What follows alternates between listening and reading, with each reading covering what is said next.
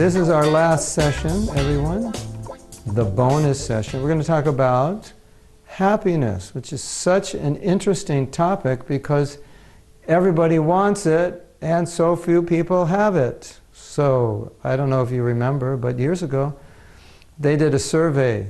They wanted to find out who are the happiest people in the world, so they interviewed Americans, Europeans, people in countries all over the world. They found that America rated about 39, and I believe Great Britain rated about 43. You know, the wealthiest countries in the world didn't rate very high. And the number one country was Bangladesh, which I think at that time was like the third poorest country in the world. So it's quite interesting. Having doesn't equate with happiness. So in one of the ancient Vedic texts, there's this really interesting story. And there was what we call a sadhu. Sadhu is a person who's pursuing spiritual life, and they tend to be renounced. They live very simply. And so this one sadhu, he was just on the side of a road, and he wasn't doing anything. And people would come, they'd honor him for his austerity, his meditation, his spiritual power. You know, in America, unless you could have a nice place and nice clothes and you're, you know, fancy-dancy, people probably won't honor you that much. But in India, you know, just a saintly person living a very austere life, even along the side of the road, people understand that he's elevated, and that's why he's been able to renounce this world.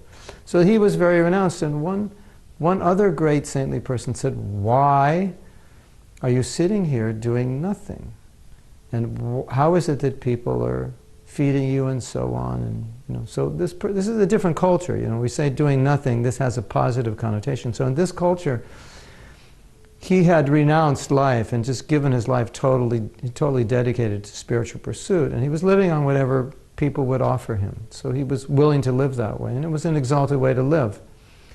So he said, "I have observed that people come together to create unity and harmony and happiness, but they usually get the opposite. So I decided that I would just renounce, just live simply, and not make that effort to find happiness." And so he said, "Are you happy?" He said, "Yes, I'm very happy.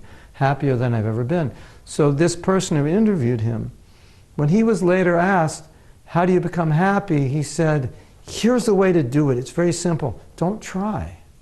Because as soon as you try, you start to create this endless loop of problems.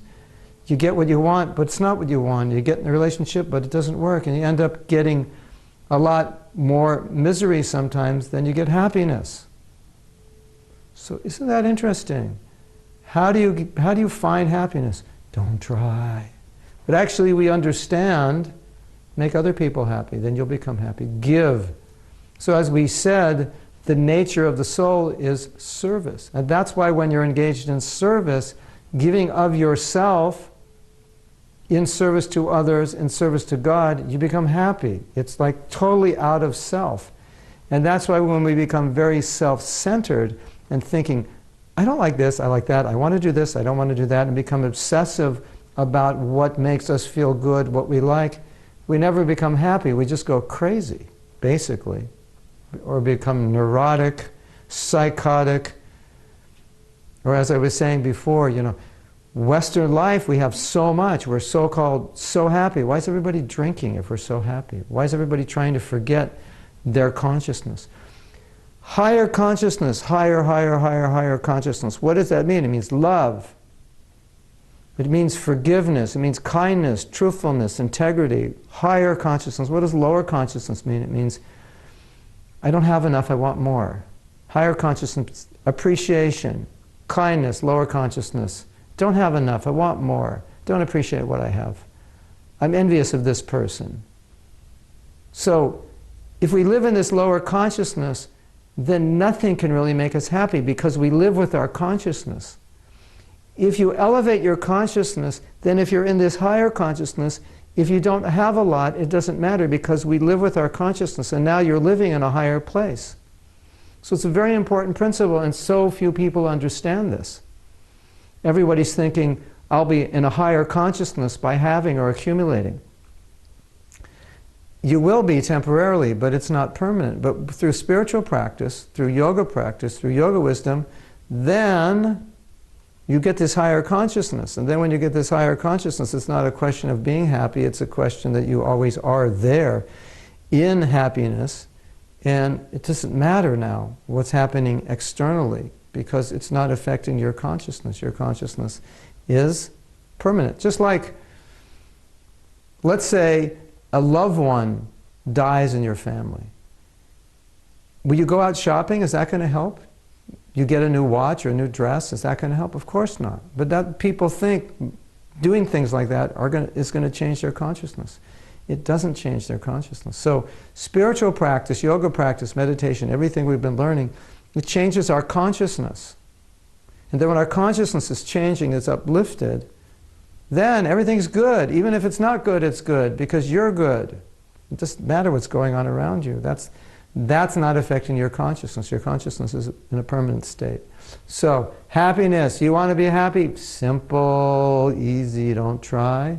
As soon as you try, you have all kinds of problems. Don't try, serve, and you'll be happy. Thank you very much.